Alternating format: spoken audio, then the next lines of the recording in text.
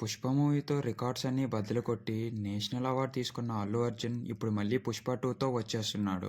ఇప్పుడు ఈ 'పుష్ప 2'లో 'పుష్ప 1' ఎలాగుంటుంది అంటే ఆ 'షెకావత్ సింగ్ సార్' గారిని ఎలా తీసుకెళ్తారని ఈ స్టోరీలో చూపిస్తారు.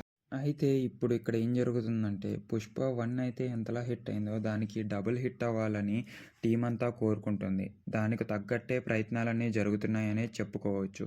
ఇప్పుడు ఈ 'పుష్ప 2' అనేది 'బాహుబలి 2'తో కంపేర్ అవుతుంది. ఏదైతే డైరెక్టర్లలో దిగ్గజుడైన రాజమౌళి తీసిన హయ్యెస్ట్ గ్రాస్ రేట్ ఉన్న 'బాహుబలి 2' ఇప్పుడు 'పుష్ప 2'తో పోటీ పడనుంది. మూవీ సుమారుగా 12,000 స్క్రీన్స్‌తో ఆడింది ఇండియా మరియు ఓవర్సీస్‌లో.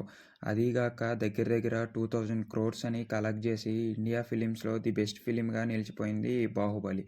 అప్పట్లో 'దంగల్' మూవీ రేసులో ఉన్నా కూడా అవి నిజమైన లెక్కలో కాదో ఇప్పటి వరకు ఎవరికీ తెలీదు.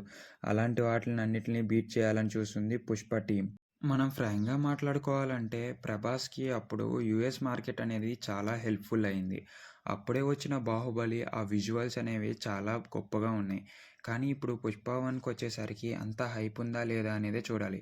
ఇండియా పరంగా అయితే మొన్న బీహార్‌లో చూసాము ఎలాగుందో. కానీ ఓవర్సీస్ పరంగా అయితే మనం ఈ ప్రీ రిలీజ్ అప్పుడు చూడాల్సుంది ఎలాగుంటుందని. ఓవర్సీస్‌లో మంచిగా ఆడితే మాత్రం కలెక్షన్ డబుల్ అయ్యే chances ఎక్కువున్నాయి.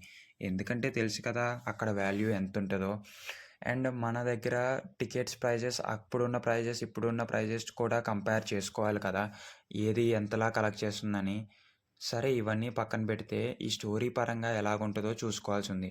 End of the day a movie ఎలాగున్నా 2 టాలీవుడ్